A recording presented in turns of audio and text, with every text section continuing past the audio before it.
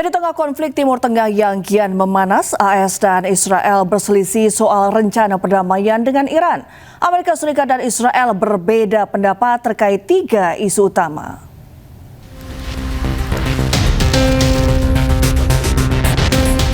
Satu bulan sudah konflik AS, Israel, dan Iran terjadi sejak 28 Februari 2026. Dalam sepekan terakhir, Amerika Serikat dan Iran tengah berupaya bernegosiasi untuk melakukan deeskalasi konflik yang dimediasi oleh Pakistan. 23rd March, the Prime Minister spoke with the President of Iran, His Excellency Dr. Masoud Pezeshkian. The leaders discussed the grave situation in the Gulf region, emphasizing the urgent need for de-escalation, dialogue and diplomacy.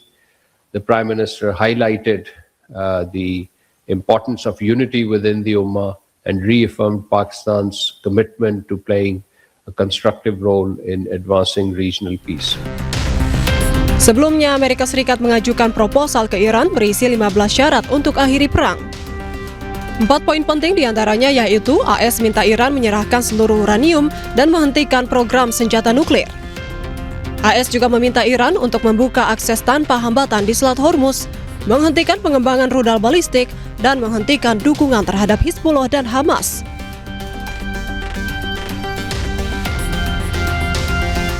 Di tengah buntunya negosiasi antara AS Iran, Amerika Serikat dan Israel berbeda pendapat soal 3 isu dalam rencana perdamaian dengan Iran. Hal ini terkait masa depan program rudal balistik Iran, transfer uranium yang telah diperkaya ke Badan Energi Atom Internasional, dan pelonggaran sanksi ekonomi terhadap Iran.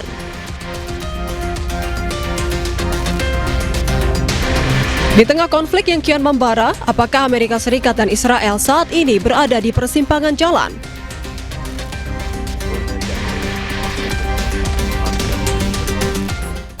Ya, di tengah perang yang sedang berlangsung, Presiden Iran Masoud Pezeshkian mengunjungi supermarket dan menemui warga. Pezeshkian mengecek stok kebutuhan pokok dan memastikan distribusi untuk warga aman.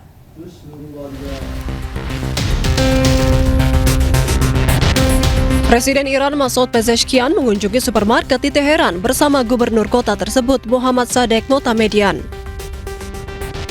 Presiden berkeliling toko dan sempat berbincang dengan sejumlah karyawan.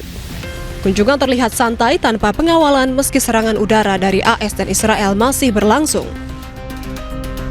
Dalam kunjungan ini, Presiden juga menyapa sejumlah warga Iran. Kunjungan digelar mendadak dan baru diketahui publik setelah media pemerintah Iran menayangkan rekaman kegiatannya. دستوراتی رو صادر کردن هم در بحث لزوم توجه به بحث تأمین به موقع کالای اساسی و مایحتاج عمومی مردم، هم در بحث نظارت بر توزیع و به ویژه نظارت بر قیمت‌ها. Langkah ini dinilai sebagai bagian upaya Presiden melihat langsung kondisi masyarakat, khususnya di tengah tekanan ekonomi yang masih dirasakan warga Iran dalam beberapa waktu terakhir. Presiden memastikan kebutuhan-kebutuhan pokok tersedia dan distribusi berjalan aman di tengah perang yang masih berlangsung.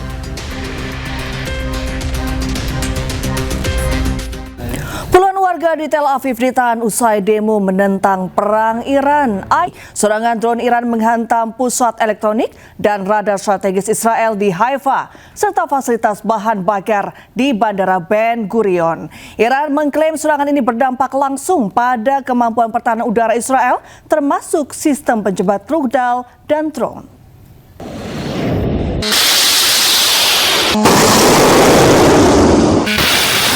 Tentara Iran mengumumkan telah melancarkan serangan drone terhadap sejumlah target strategis milik Israel termasuk pusat peperangan elektronik dan radar di Haifa. Dalam pernyataan resminya, Iran menyebut fasilitas yang menjadi sasaran merupakan bagian dari kelompok kedirgantaraan Israel termasuk pusat teknologi milik Elta yang dikenal sebagai salah satu pilar penting dalam sistem pertahanan elektronik Israel.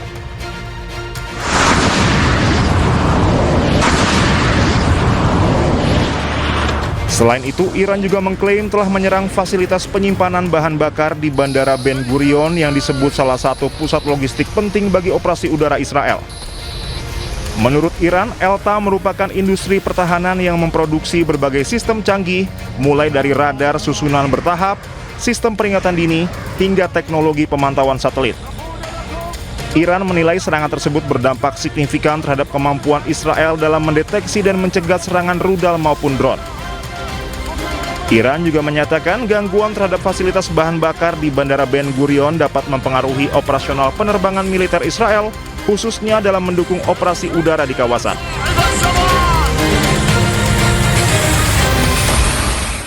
Ya, Iran menembak jatuh drone dan merusak jet F-16 milik Amerika Serikat dalam operasi terbaru mereka. Iran juga mengirim pesawat tempur dan drone untuk menyerang titik peluncuran rudal Israel.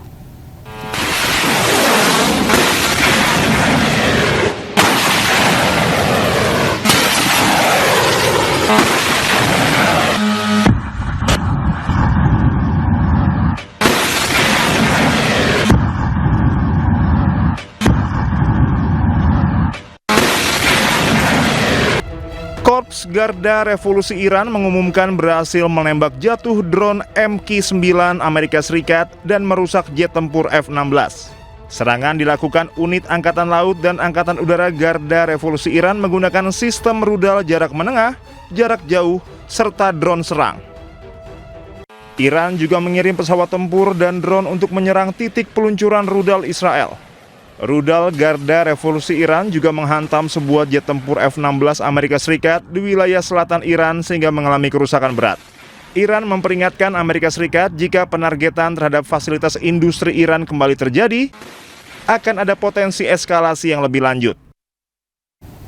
Militer Israel kembali menghantam Lebanon di bagian selatan pada hari Kamis kemarin.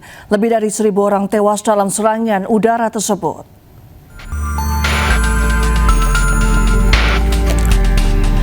Israel merilis rekaman serangan udara yang menargetkan posisi Hizbullah di Lebanon Selatan. Sekitar 200 infrastruktur yang diduga sebagai fasilitas Hizbullah hancur. Otoritas Lebanon melaporkan sedikitnya 1.094 orang tewas dalam serangan tersebut. Lebih dari 3.000 lainnya luka-luka.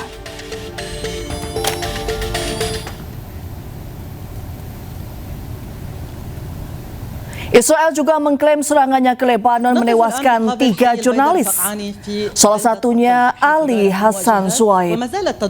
Aksi ini dilakukan karena Israel mengklaim ketiga jurnalis terafiliasi dengan jaringan Hizbullah. אנחנו שוללים עוד ועוד יכולות שמאיימות על ביטחון ישראל.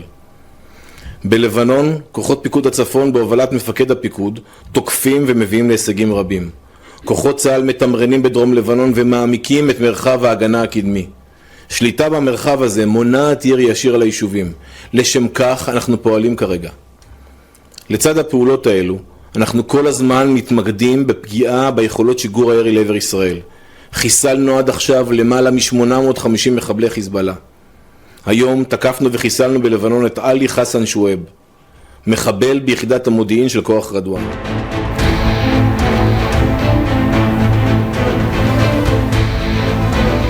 Sebaliknya, pesawat tanpa awak milik Hizbullah mengincar tank-tank milik Israel.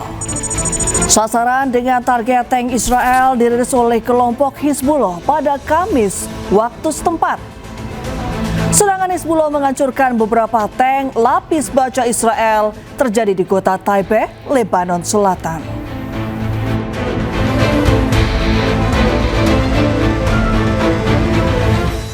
Para pekerja media di Beirut menggelar unjuk rasa memprotes pembunuhan 3 jurnalis dalam serangan Israel di Lebanon Selatan. Massa mengecam serangan tersebut sebagai upaya pembungkaman jurnalis.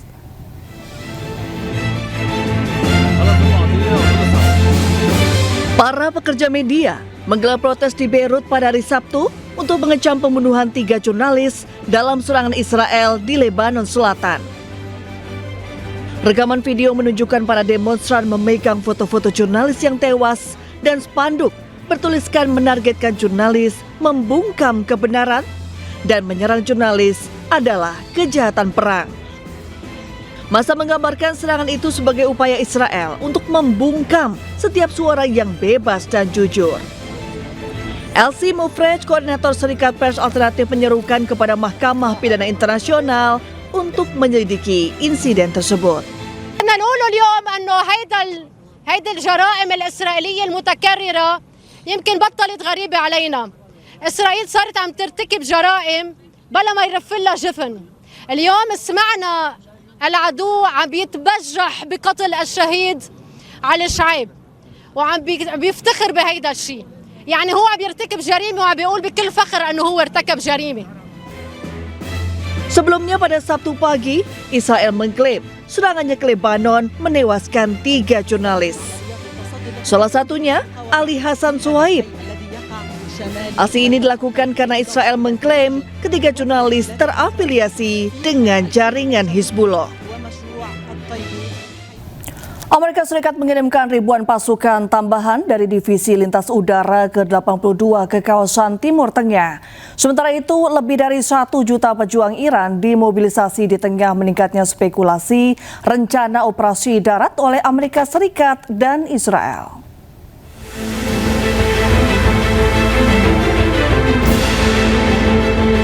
Amerika Serikat mengirimkan tambahan sebanyak 3.000 hingga 4.000 pasukan tambahan dari Divisi Lintas Udara ke-82 ke kawasan Timur Tengah. Pasukan elit sebanyak 4.000 ini bermarkas di Fort Bragg, North Carolina, dikenal mampu melakukan operasi tempur termasuk serangan udara melalui penerjunan. Pihak militer Amerika Serikat menegaskan bahwa pengumuman resmi akan disampaikan oleh pihak Pentagon meski belum ada keterangan langsung untuk mengirim pasukan darat langsung ke wilayah Iran. Sebelumnya, Amerika Serikat telah mengirimkan ribuan marinir dan personel angkatan laut melalui kapal serbu amfibi USS Boxer beserta kelompok tempurnya. Diketahui pasukan Amerika Serikat di Timur Tengah diperkirakan telah mencapai 50.000 personel. Penguatan militer Amerika Serikat ini menjadi kesiapan untuk melanjutkan operasi di kawasan Timur Tengah.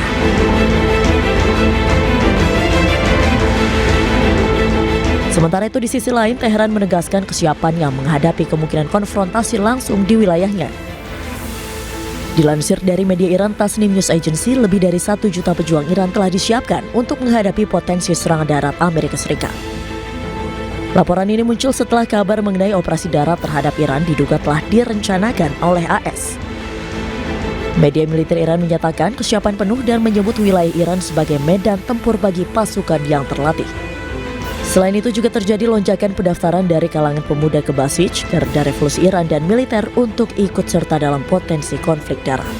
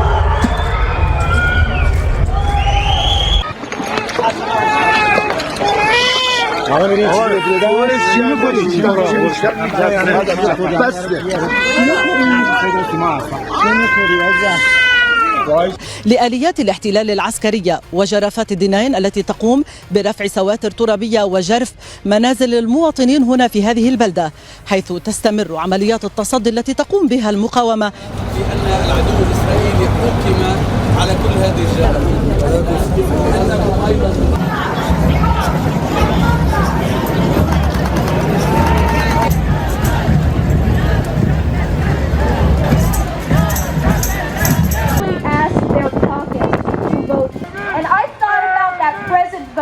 As literally, by the way, many more coming up for you later.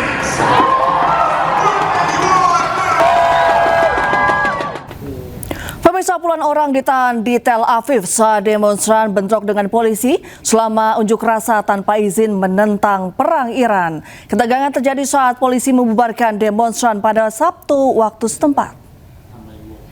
לשלומכם, אני מבקש מכולם לעזוב את המקום בצורה מסודרת בבקשה.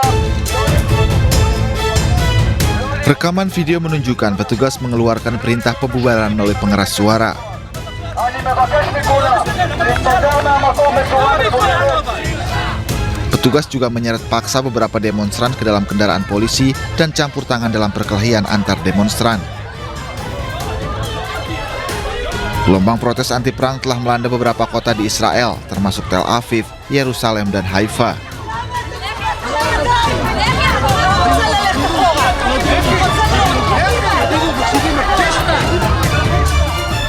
Media lokal menyebut 18 demonstran telah ditangkap pada Sabtu waktu setempat.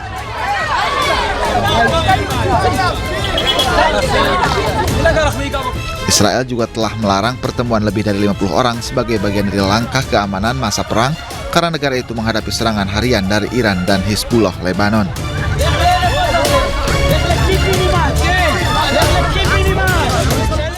Jutaan demonstran berkumpul di seluruh Amerika Serikat untuk menentang Presiden Donald Trump. Mereka melampiaskan kemarahan atas gaya pemerintahan Trump yang dinilai otoriter, kebijakan imigrasi garis kerasnya, serta perang dengan Iran.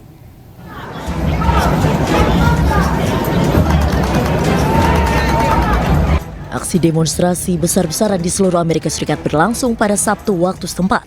Setidaknya 8 juta orang berkumpul di lebih dari 3.000 acara di seluruh 50 negara bagian Amerika Serikat, baik di kota besar hingga kota-kota kecil. Ini adalah kali ketiga dalam kurang dari setahun warga Amerika Serikat turun ke jalan sebagai bagian dari gerakan akar rumput yang disebut No Kings. Mereka melampiaskan kemarahan atas gaya pemerintahan Presiden Donald Trump yang dinilai otoriter, kebijakan imigrasi garis kerasnya, serta perang dengan Iran.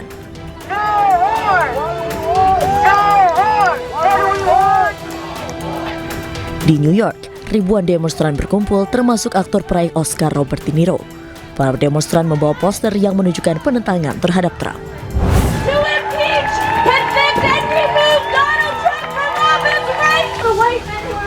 Sementara itu ratusan orang bergabung dalam unjuk rasa nasional No Kings di luar Gedung Putih di Washington DC. Mereka juga mengecam kebijakan imigrasi, langkah-langkah tarif, dan operasi militer luar negeri Presiden Amerika Serikat Donald Trump. Para pengunjuk rasa mengibarkan bendera AS serta memegang papan bertuliskan pesan-pesan seperti tidak ada perang, tidak ada ICE, tidak ada raja.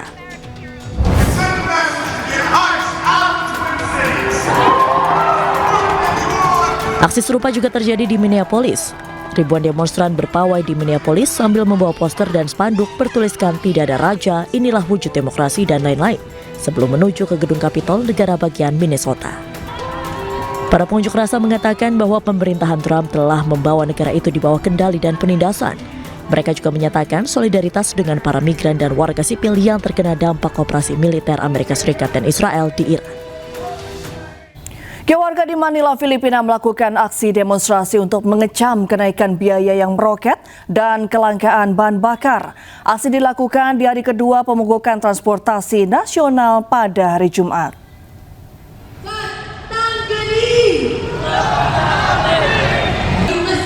Para pengemudi, pedagang, dan aktivis membanjiri jalanan Manila, Filipina untuk melakukan aksi demonstrasi pada hari Jumat.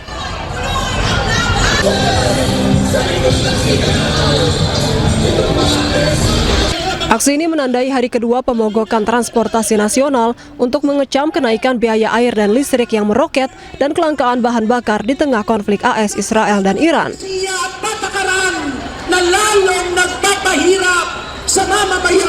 Para pengunjuk rasa terlihat meneriakkan berbagai slogan sambil berbaris membawa bendera dan spanduk.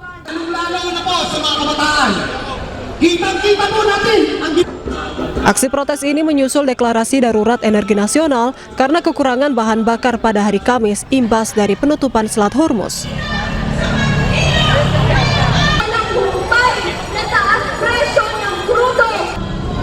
Sedangkan Filipina sangat bergantung pada pasokan energi dari Timur Tengah dengan lebih dari 90% bahan bakarnya diterima melalui Selat Hormuz.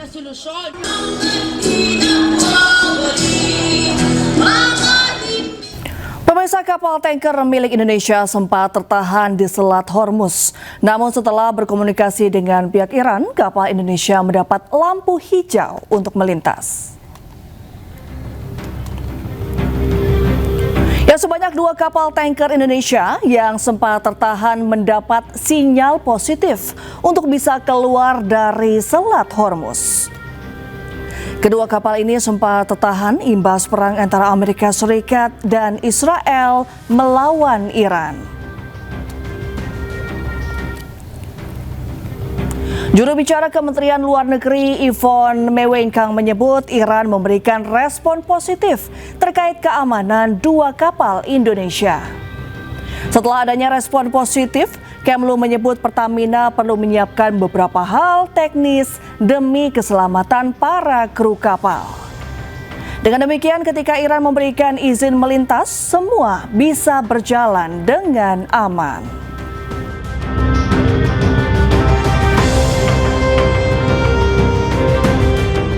Ya, di tengah gejolak Timur Tengah yang tak juga mereda, lalu lintas kapal-kapal tanker yang melewati Selat Hormuz banyak yang tertahan atas otoritas Iran. Lantas bagaimana nasib kapal tanker milik Indonesia yang sempat tertahan dan kini menunggu teknis pembebasan? Untuk membahas lebih dalam, kami telah terhubung dengan Bapak Teuku Reza Shah, pakar hubungan internasional Universitas Presiden. Selamat malam Pak Reza, apa kabar? Kabar baik, salam Indonesia. Terima kasih sudah bergabung dengan iNewsroom, Pak Reza. Ini kapal Pertamina kan mendapat lampu hijau dari Iran. Apakah BBM bisa mengalir, Pak Reza? Ya, kita berharap ya, tapi yang kita harus hargai adalah proses ya. Proses bahwa kita sudah berhasil melakukan negosiasi dengan Iran. Dan negosiasi ini tidak main-main, bukan hanya Pertamina, tapi juga Kementerian Luar Negeri, Kementerian Teknis lainnya, dan juga supervisi dari Presiden Prabowo Subianto. Dan untuk itu juga Iran melihat-lihat apakah Indonesia ini bisa diberi akses untuk keluar dari Hormuz ya. Tapi tentunya kita juga harus melihat proses itu panjang ya, bahwa kita bisa mendapat akses keluar itu karena hubungan kita dengan Iran itu baik di tingkat bilateral, regional, dan global. Kemudian juga kita sadar bahwa Iran memiliki kedaulatan yang sepenuhnya. Kemudian yang ketiga adalah kita berhasil meyakinkan Iran bahwa kapal ini kalau kembali ke Indonesia sangat berpengaruh terhadap pembangunan nasional di Indonesia. Dan untuk itu ya kita harus berterima kasih kepada negara Indonesia. Di sini kita melakukan perlindungan ya, di mana sesuai dengan tujuan kita mendirikan negara ini, bahwa tujuan kita mendirikan negara ini adalah melindungi segenap bangsa Indonesia dan seluruh tumpah darah Indonesia. Jadi di dalam kapal tersebut, kapal-kapal Pertamina tersebut ada orang Indonesia, ada harapan Indonesia, ada doa mereka, dan juga ada doa dari keluarga besar mereka di tanah air yang ingin agar awak-awak kapal itu semua kembali dengan selamat. Dan untuk itu pemerintah sudah melaksanakan tanggung jawabnya untuk melindungi segenap bangsa Indonesia dan tumpah darah Indonesia. Tapi bagaimanapun juga ada hal-hal teknis yang kita hendaknya sadari ya, bahwa dengan adanya green light atau lampu hijau dari Iran itu artinya kapal kita tidak akan ditembak. Tidak akan ditembak seperti dilakukan di atas kapal Jepang, atas kapal Thailand, dan juga kapal-kapal dari negara lain. Jadi sementara waktu kita aman tampaknya. Tapi seberapa besar peluang kapal Indonesia ini benar-benar diizinkan gitu? Kalau kita berbicara peluang, tentu kita juga harus mengerti bahwa kita bukan hanya berbicara tentang Selat Hormuz, tapi juga berbicara tentang hukum internasional kan, di mana kita ini sadar bahwa proses ini adalah sejalan dengan aturan main dikemukakan oleh International Maritime Organization atau IMO, di mana kita dengan Iran saling berhubungan sehingga tidak ada aspek-aspek dari hukum internasional yang terlanggar. Misalnya aspek-aspeknya adalah seperti bagaimana perlindungan terhadap laut Indonesia, bagaimana kebebasan navigasi sejak dari Selat Hormuz keluar Selat Hormuz, kemudian juga bagaimana dalam hal terjadinya hal-hal menyangkut kedaruratan, kemudian juga bagaimana sikap kita kalau kapal itu dikawal oleh Iran, kemudian juga adanya pemantauan ketat dari kita dan juga dari Iran, terutama sekali akan potensi serangan drone, rudal dari negara-negara di luar Iran. Kemudian juga kita harus mengerti bahwa Iran berhak memproses bagaimana kita nanti keluar dari Hormuz menuju Selat Malaka. Ini jauh ini, sekitar 5.500 km dan nanti melewati perairan Arabia, Samudra India, dan juga nanti baru masuk ke Selat Malaka. Dan di situ juga kita harus berpikir kalau seandainya terjadi sesuatu, kita harus berkoordinasi dengan Iran dan juga negara-negara yang di sekitar Selat Hormuz dan juga negara-negara lain di sekitar Timur Tengah. Dan untuk itu juga kita harus mengerti bahwa ada biaya yang harus dibayar. Biaya yang harus dibayar itu adalah biaya sandar, biaya transit, kemudian harganya tentunya juga tinggi karena baru-baru ini Iran sudah mengatakan biaya itu macam-macam. Ada biaya buat kapal komersial besar, biaya untuk kapal pesiar, biaya untuk kapal pribadi, dan juga biaya untuk kapal yang mengangkut energi dalam jumlah besar. Jadi kalau kita berbicara peluang, ya saya sangat berharap peluangnya besar, dan untuk itu kita harus berkoordinasi terus dengan pemerintah Iran. Kita menghargai kedaulatan mereka dan kita tidak membawa-bawa Amerika Serikat di situ. Kita tidak memberikan komentar yang tidak perlu. Misalnya, ada misalnya tawaran Amerika Serikat pada kami untuk untuk mengawal kapal kami, tidak boleh sebut-sebut itu. Intinya adalah kita hanya berhubungan dengan Iran, kita menghargai otoritas Iran, dan kita berharap bahwa kapal itu bisa kembali ke Indonesia dengan selamat. Baik, peluangnya cukup besar jika kita bisa berhubungan baik dengan Iran begitu ya, Prof. Ini sebelumnya ada beberapa negara yang sudah diizinkan oleh Iran untuk melintas seperti diantaranya Tiongkok, Rusia, India, Irak, dan juga Pakistan. Nah ini kan berarti Selat Hormuz dibuka terbatas begitu. Ini siapa yang diuntungkan dengan dibukanya Selat Hormuz secara terbatas ini, Prof?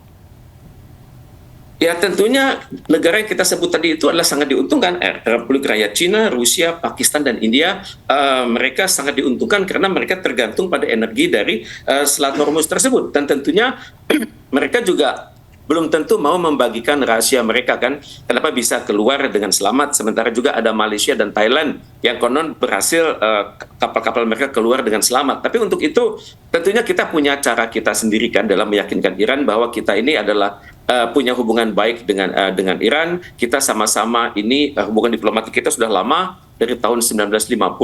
Kemudian hubungan diplomatik itu bukan hanya level negaraan, tapi juga level kementerian, level kedekatan individu. Kita dekat dengan Iran di berbagai forum internasional seperti PBB, Organisasi Konferensi Islam, kerjasama Developing Aid, dan juga BRICS. Dan juga untuk itu kita juga hendaknya meyakinkan Iran bahwa Indonesia mohon diberikan hak sama dengan negara-negara tadi untuk keluar dari Selat Hormuz dengan aman ya, karena hubungan kita dengan Iran itu sudah berjalan lama, terutama sekali di aspek-aspek ekonomi, perdagangan, pertahanan, keamanan, kesehatan, riset dan teknologi, kemudian pemberdayaan perempuan dan perlindungan anak, juga diaspora dan perlindungan warga negara Indonesia sudah kita lakukan selama ini dengan konsultasi sepenuhnya dengan Iran. Juga kita hendaknya menyatakan bahwa kita akan senantiasa men-follow up atau menindaklanjuti pertemuan-pertemuan yang sudah dilakukan di masa lalu. Misalnya pertemuan Menteri Luar Negeri di sela-sela sidang Dewan HAM PBB, kemudian pertemuan Menlu RI dengan Menlu Iran di sela-sela pertemuan D8 di Istanbul 2 tahun silam. Kemudian pertemuan Menlu RI dengan Menlu Iran di sela-sela KTT Organisasi Konferensi Islam di Gambia tahun 2024. Kemudian juga banyak pertemuan-pertemuan yang high level, misalnya kunjungan Presiden Iran Sayyid Ibrahim Raisi ke Indonesia bulan Mei tahun 2023. Kemudian juga kunjungan Wapres Iran untuk urusan perempuan dan keluarga ke Indonesia tahun 2023. Kemudian kunjungan Ketua Mahkamah Agung RI ke Teheran. Jadi hendaknya kita meyakinkan mereka bahwa kalaupun ada hal-hal yang mengganjal selama ini, itu mohon kita selesaikan dengan baik-baik, karena ini menyangkut marwah kita dengan Iran yang banyak memiliki kedekatan dalam banyak forum internasional. Tapi masih ada nggak kemungkinan kalau misalnya Iran akhirnya tidak mengizinkan tanker Indonesia melewati Selat Hormuz? Disitulah saya berpikir perlunya kita mendukung Iran ya. Dalam hal ini kita harus jujur bahwa Iran adalah negara yang diserang pada tanggal 28 Februari silam, dan Iran ini berlaku keras kepada Amerika Serikat dan Israel karena mereka mempertahankan diri karena marwah mereka yang sudah berusia 4.000 tahun itu terancam. Kemudian mereka diancam untuk dihancurkan. Misalnya pemerintah Amerika Serikat dan Israel mengatakan beri kami waktu 4 hari, maka pemerintahan Iran itu akan ada demo besar-besaran, pemimpinnya sudah kami bunuh, kemudian juga negara tersebut tidak mampu lagi menjalankan pemerintahan. Dan untuk itu kita jangan terjebak dengan narasi-narasi yang dibuat oleh Amerika Serikat dan Israel, tapi kita menjunjung tinggi keberhasilan Iran untuk mempertahankan kedaulatan dia. Dan untuk itu kita hendaknya juga meyakinkan Iran bahwa kita bersama dia di PBB, bahwa kita akan bekerja keras mendukung negara-negara yang konon akan menjadi fasilitator untuk perdamaian Iran dengan Amerika Serikat, tapi kita juga menghargai Iran sedang berkabung saat ini, jadi kita tidak akan mengajak Iran untuk berbicara hal-hal yang sangat spesifik. Kita mencoba menyerap aspirasi dari Iran, apa yang diharapkan setelah 40 hari berkabung dari wafatnya Ayatullah Ali Khamenei ini. Baik, terima kasih Prof. Reza atas dialognya dalam iNewsroom malam hari ini. Selamat malam dan salam sehat selalu, Prof. Ya, kita ke informasi selanjutnya, pemirsa. Pengemudi asal Prancis berbondong-bondong ke Spanyol untuk membeli BBM. Sementara para supir taksi di Paris khawatir akan penutupan usaha karena melonjaknya harga bahan bakar.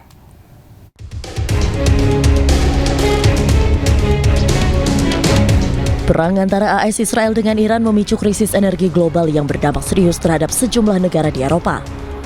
Gangguan pasokan minyak akibat ditutupnya Selat Hormuz memicu lonjakan harga BBM. Para pengendara asal Prancis terlihat menyeberang ke Spanyol untuk membeli bahan bakar yang lebih murah. Antrean panjang pun terjadi di sejumlah pom bensin di kota perbatasan La Jonquera, Spanyol yang dilaporkan mengalami lonjakan pelanggan. Peningkatan lalu lintas antar negara ini terjadi usai semakin lebarnya kesenjangan harga bahan bakar antara Prancis dan Spanyol, menyusul pemotongan PPN bahan bakar oleh Madrid yang membuat bensin jauh lebih murah di sisi perbatasan Spanyol. Diketahui di Prancis harga solar telah meningkat sekitar 40% per liter secara rata-rata sejak Februari 2026 dengan harga Super 98 naik hampir 20% per liternya. Sejumlah sopir taksi di Paris, Prancis pun menyebut kenaikan harga ini memberikan tekanan berat pada bisnis mereka dan banyak yang khawatir akan gulung tikar. Mais aussi bien sur le plan conventionnel du transport de Maladassi, où déjà la crise se fait ressentir depuis le 1er novembre, et où déjà il y a beaucoup d'entreprises qui n'étaient pas que au plus vert de toute leur trésorerie. Aujourd'hui, on est sur une situation qui n'est même plus critique. Le stade est déjà dépassé pour beaucoup d'entreprises. Diketahui di tengah konflik Timur Tengah, blokade de facto Iran terhadap Selat Hormuz mengganggu sekitar 20 juta barel aliran minyak harian dan mendorong harga minyak internasional naik hingga $100 per barel.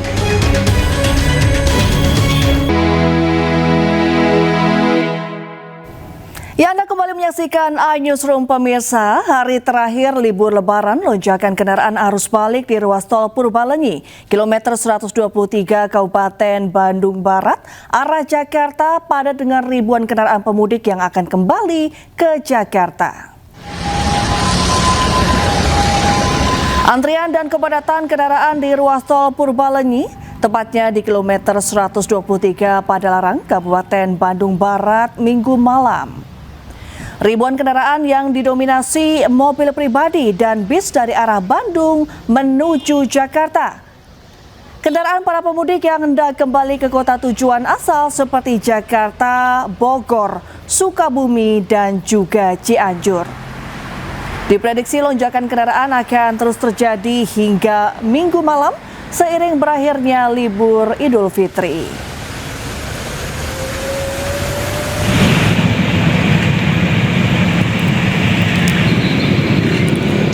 Lalu lintas di jalur arteri Pantura Cirebon, Jawa Barat terpantau padat hingga mengular 3 km pada Minggu malam. Kepadatan terlihat dari arah Jawa mengarah ke Jakarta maupun dari arah sebaliknya. Sebanyak 87.000 kendaraan melintas di jalur Pantura Cirebon. Petugas pun terpaksa merekayasa sistem buka tutup. Di hari terakhir libur Lebaran, gelombang volume kendaraan roda 2 mengalami peningkatan signifikan. Sementara arus lalu lintas dari arah Jakarta yang mengarah ke Pulau Jawa juga mengalami kemacetan cukup panjang akibat skema penerapan sistem satu arah atau one way di ruas tol.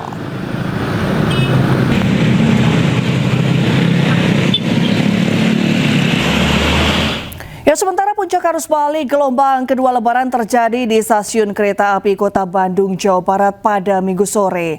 Tercatat ada 21.000 pemudik yang berasal dari Jawa Tengah dan Jawa Timur tiba di seluruh wilayah Daop 2 Bandung.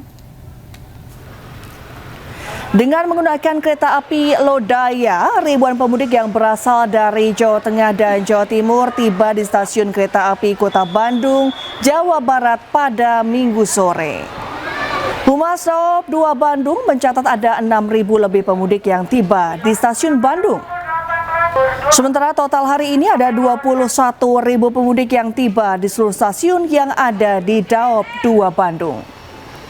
Diperkirakan hari ini menjadi puncak arus balik dari Jawa Timur, Yogyakarta, dan Jawa Tengah ke Kota Bandung.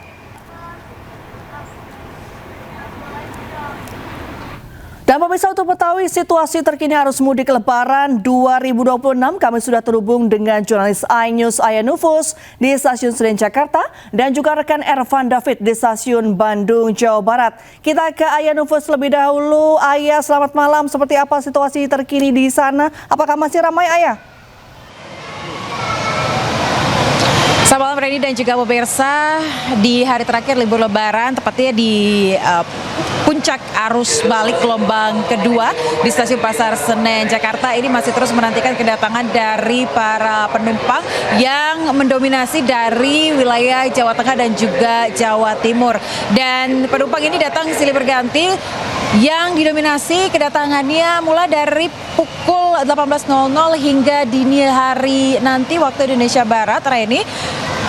Dan sementara saat ini saya melaporkan ini, situasi di Stasiun Pasar Senen ini masih terpantau cukup sepi, di mana artinya memang kereta yang datang dari sejumlah wilayah ini belum tiba saat ini, dan hanya terlihat sejumlah calon penumpang yang ingin melakukan keberangkatan dan juga sejumlah porter yang nantinya siap membantu untuk seluruh para penumpang yang tiba dari sejumlah wilayah di Jawa Tengah dan Jawa Timur ini. Sementara itu, data yang tercatat hari ini yakni penumpang adalah sebanyak 18.753 penumpang yang melakukan arus balik dari sejumlah daerah untuk tiba di Kota Jakarta, dan data ini lebih rendah jika dibandingkan dengan puncak arus balik kemarin yang dicatat oleh PT KAI, sehingga memang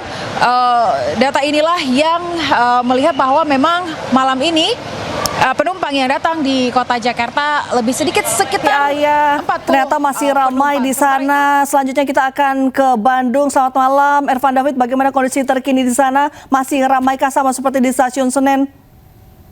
Selamat malam, Ayah dan juga Reni dan juga pemirsa. Untuk dari data dari Humas Daop 2 Bandung, tercatat ada 5.818 penumpang yang berangkat dari Stasiun Bandung, dan ada 2.868 penumpang yang berangkat dari Stasiun Kiara Condong, dan total ada 21.130 penumpang yang berangkat dari stasiun yang ada di seluruh wilayah Daop 2 Bandung untuk kembali ke kota asalnya. Sementara untuk penumpang yang datang atau tiba ke Stasiun Bandung, ada sekitar 6.012 penumpang, serta ada 5.112 penumpang yang tiba di Stasiun Kiara Condong, serta akumulasi total ada 21.208 penumpang yang tiba di Stasiun Bandung di wilayah Daop 2 Bandung. Dan data tersebut akan terus bertambah seiring nanti malam, mengingat waktu puncak arus mudik kedua ini akan berlangsung hingga nanti malam, dan tercatat periode dari tanggal 11 Maret hingga terima kasih Ervan David atas laporan Anda dari Stasiun Bandung, dan sebelumnya ada Aya dari Stasiun Senen Jakarta. Selamat malam dan selamat bertugas kembali rekan-rekan. Pemirsa, kepadatan penumpang terjadi di Bandara Soekarno-Hatta. Mereka kembali hari ini lantaran cuti libur Lebaran dan libur sekolah telah habis.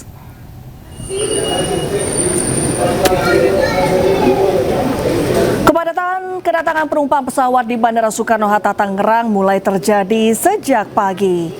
Pengelolaan bandara mencatat terjadi tren peningkatan pada arus balik dengan jumlah 203.000 orang dan pergerakan pesawat sebanyak 1.206 penerbangan.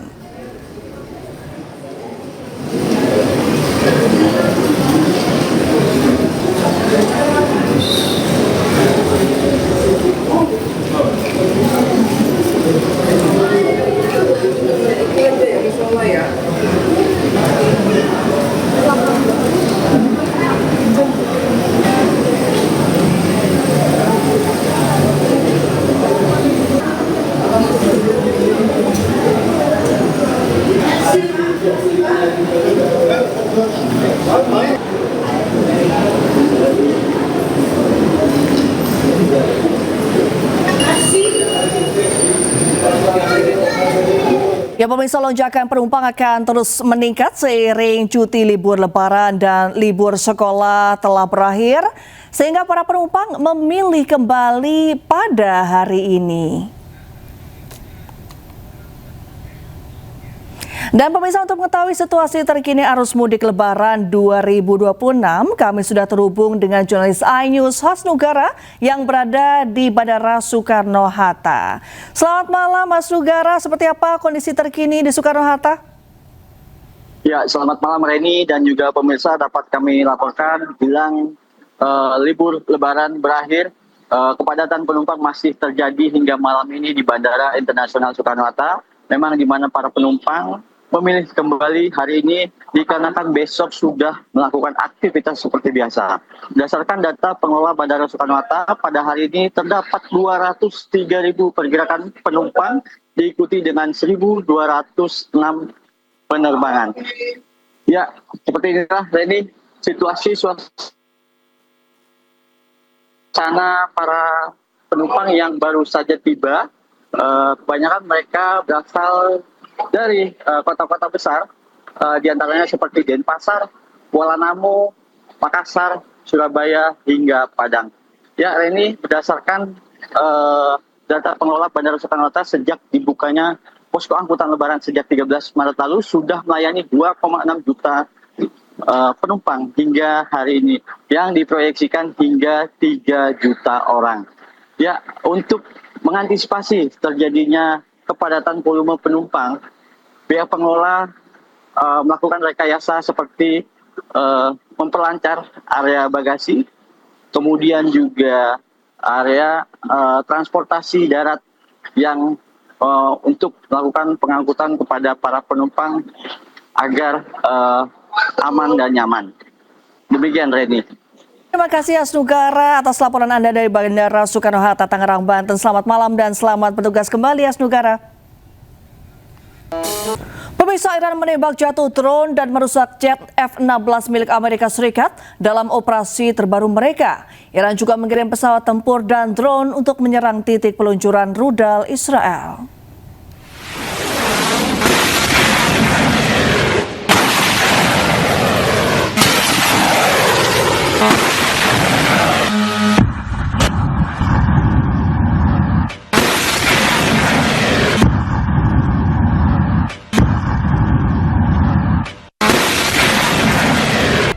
Korps Garda Revolusi Iran mengumumkan berhasil menembak jatuh drone MQ-9 Amerika Serikat dan merusak jet tempur F-16. Serangan dilakukan unit Angkatan Laut dan Angkatan Udara Garda Revolusi Iran menggunakan sistem rudal jarak menengah, jarak jauh, serta drone serang. Iran juga mengirim pesawat tempur dan drone untuk menyerang titik peluncuran rudal Israel. Rudal Garda Revolusi Iran juga menghantam sebuah jet tempur F-16 Amerika Serikat di wilayah selatan Iran sehingga mengalami kerusakan berat. Iran memperingatkan Amerika Serikat jika penargetan terhadap fasilitas industri Iran kembali terjadi, akan ada potensi eskalasi yang lebih lanjut.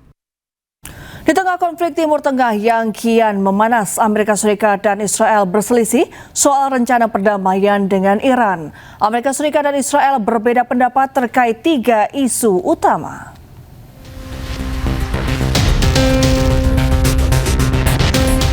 Satu bulan sudah konflik AS, Israel, dan Iran terjadi sejak 28 Februari 2026. Dalam sepekan terakhir, Amerika Serikat dan Iran tengah berupaya bernegosiasi untuk melakukan deeskalasi konflik yang dimediasi oleh Pakistan. 23rd March, the Prime Minister spoke with the President of Iran, His Excellency Dr. Masoud Pezeshkian. The leaders discussed the grave situation in the Gulf region, emphasizing the urgent need for de-escalation, dialogue and diplomacy. The Prime Minister highlighted the importance of unity within the Ummah and reaffirmed Pakistan's commitment to playing a constructive role in advancing regional peace. Sebelumnya, Amerika Serikat mengajukan proposal ke Iran berisi 15 syarat untuk akhiri perang.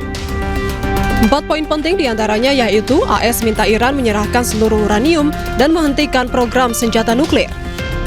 AS juga meminta Iran untuk membuka akses tanpa hambatan di Selat Hormuz, menghentikan pengembangan rudal balistik, dan menghentikan dukungan terhadap Hizbullah dan Hamas.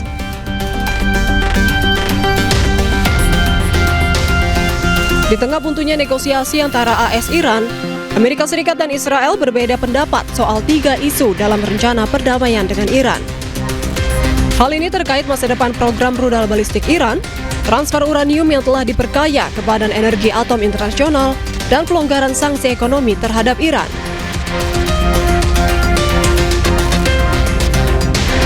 Di tengah konflik yang kian membara, apakah Amerika Serikat dan Israel saat ini berada di persimpangan jalan?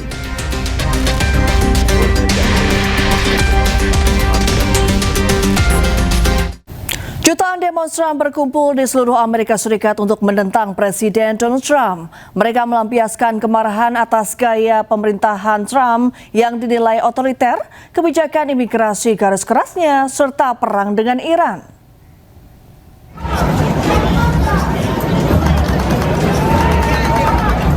Aksi demonstrasi besar-besaran di seluruh Amerika Serikat berlangsung pada Sabtu waktu setempat.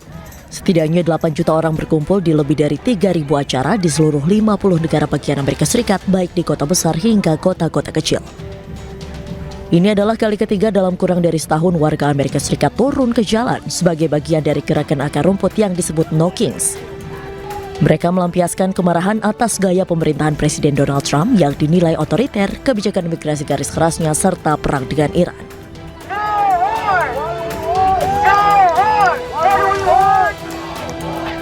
Di New York, ribuan demonstran berkumpul termasuk aktor peraih Oscar Robert De Niro.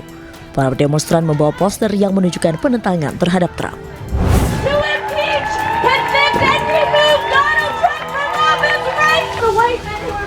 Sementara itu ratusan orang bergabung dalam unjuk rasa nasional No Kings di luar Gedung Putih di Washington DC. Mereka juga mengecam kebijakan imigrasi, langkah-langkah tarif, dan operasi militer luar negeri Presiden Amerika Serikat Donald Trump. Para pengunjuk rasa mengibarkan bendera AS serta memegang papan bertuliskan pesan-pesan seperti tidak ada perang, tidak ada ICE, tidak ada raja.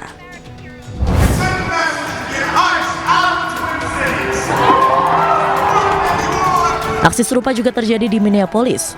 Ribuan demonstran berpawai di Minneapolis sambil membawa poster dan spanduk bertuliskan tidak ada raja, inilah wujud demokrasi, dan lain-lain, sebelum menuju ke gedung Capitol, negara bagian Minnesota. Para pengunjuk rasa mengatakan bahwa pemerintahan Trump telah membawa negara itu di bawah kendali dan penindasan. Mereka juga menyatakan solidaritas dengan para migran dan warga sipil yang terkena dampak operasi militer Amerika Serikat dan Israel di Iran. Sementara itu, ratusan warga Yahudi anti-Zionis menggelar demo di Yerusalem. Mereka menuntut Israel menghentikan perang dengan Iran.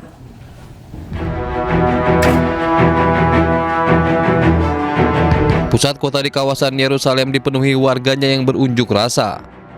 Mereka berkumpul dan membawa papan yang bertuliskan hentikan perang dengan Iran. Warga menuntut pemerintah Israel dapat menghentikan perang, di mana perang mengakibatkan Iran membombardir balik dan menewaskan sejumlah warga Israel.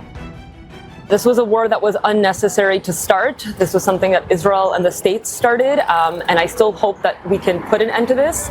It was very unnecessary. I think we can see the trajectory of the war for economic reasons, but also because people are dying.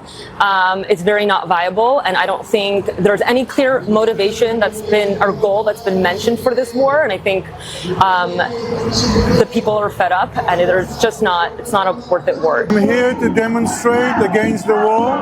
I'm here to demonstrate against the Prime Minister Benjamin Netanyahu, and to end this war immediately.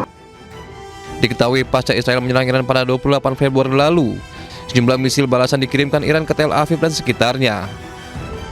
Masyarakat Israel pun merasakan dampak kerusakan yang cukup parah di kawasannya. Sementara itu, warga Tel Aviv mulai putus asa. Mereka harus meninggalkan rumah menuju bunker untuk menyelamatkan diri.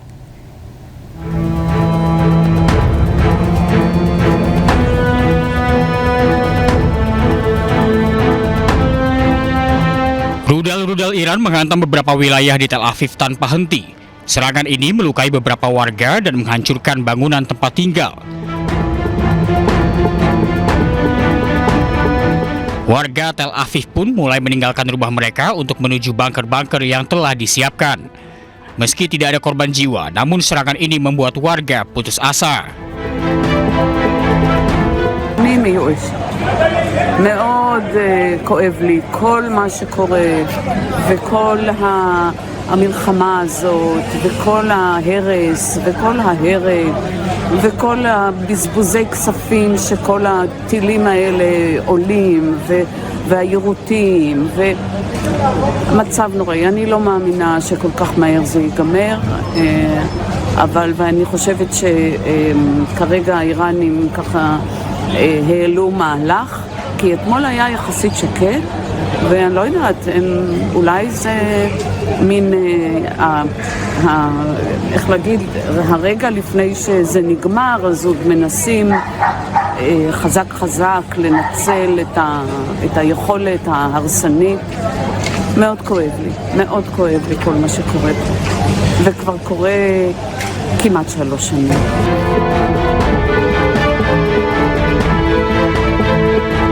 Iran sendiri tegaskan akan terus meluncurkan rentetan rudal ke Israel sebagai balasan atas serangan Amerika Serikat dan Israel. Meski sebagian rudal berhasil dicegat sistem pertahanan Iron Dome, namun banyak di antaranya yang berhasil tembus dan jatuh di kota-kota di Israel.